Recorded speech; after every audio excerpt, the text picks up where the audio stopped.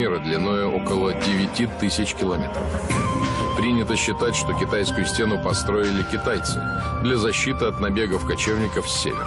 В 1900 году группа британских археологов сделала сенсационное открытие, которое переворачивает все привычные представления о русско-китайской истории. Учеными была обнаружена ранее неизвестная часть Великой Китайской стены.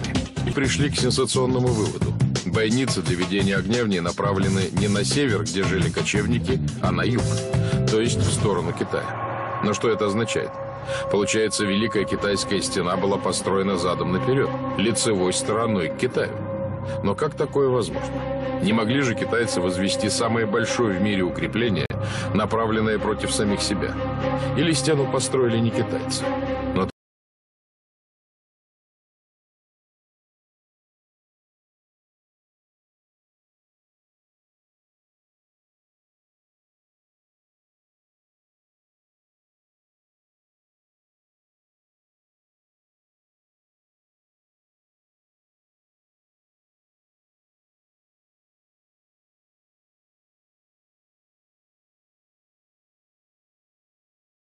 все изменилось, когда в 2013 году ученые наконец получили результаты экспертизы необычных древних сосудов, обнаруженных еще в 1960 году на территории, которая считается колыбелью китайской культуры, в провинции Хэнань.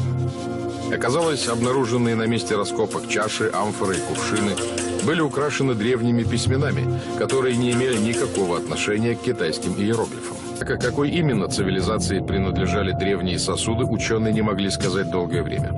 На расшифровку этих таинственных знаков ушло более 50 лет. И когда специалисты получили первый результат, он поверг их в шок.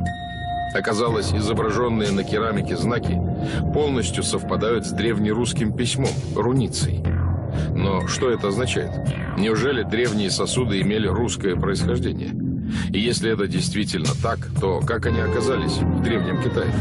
Ведь расстояние от Поднебесной до границ Древней Руси исчислялось тысячами километров.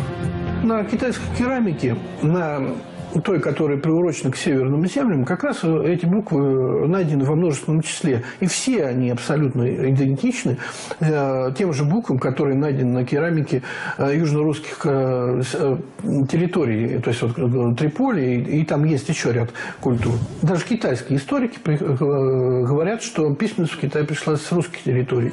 Именно этот факт позволил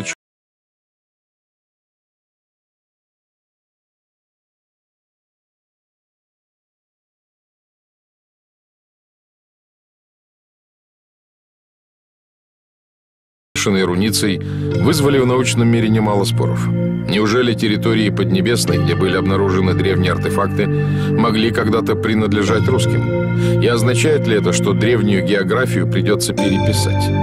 Быть может, все эти вопросы так и остались бы без ответа. Однако в 20 веке учеными на территории бывшей Тартарии, что является частью современного Китая, были обнаружены хорошо сохранившиеся мумии. Именно эта находка пролила свет на происхождение древних сосудов и приоткрыла завесу тайны постройки Великой Китайской стены. Китайцы настолько были рады этой находке, что они пригласили американских генетиков и антропологов, чтобы сделать такую, знаете, сенсацию на весь мир. Потому что китайцы были уверены, что они нашли своих предков. Но оказалось, что у обнаруженных мумий европейские лица. Этот факт поставил ученых в тупик. Кем были эти люди? Как могли оказаться в Древнем Китае и почему были похоронены со всеми возможными почестями? Мумии, они сегодня называются таримские мумии или мумии Таримской котловины. Это были белые люди, высокие, 1,80 м с лишним, светловолосые, высокое положение талии. Находка долгое время порождала споры в научных кругах. Однако все изменилось, когда в распоряжение специалистов поступил генетический анализ останков. Сделаны генетические исследования этих мумий, и генетические исследования показали, что у них генетика абсолютно такая же, как у современного населения Вологодской, Тверской, допустим, Московской области, нашей. То есть одни и те же гены. А это означает, что на территории Древнего Китая со всеми почестями были погребены русские. Получается, Древнюю Тартарию населяли наши предки, славяне.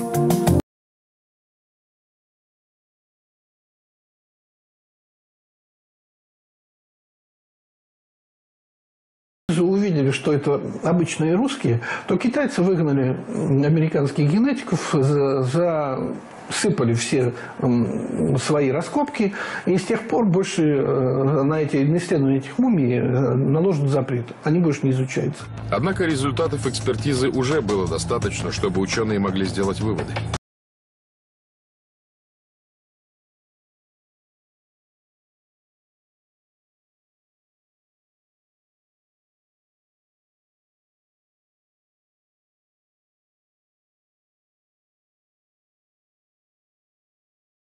Китайцы, за что спасибо им, они сохранили, реставрировали как могли. И это тот вот наглядный участок, который остался. Запрещено изучать этот объект. Значит, не рекомендовано, так скажем, мягче. Поэтому все археологи, которые пытались заниматься изучением датировки, они не получили ни грантов, они не получили ни публикаций, ничего. Изучив детально найденные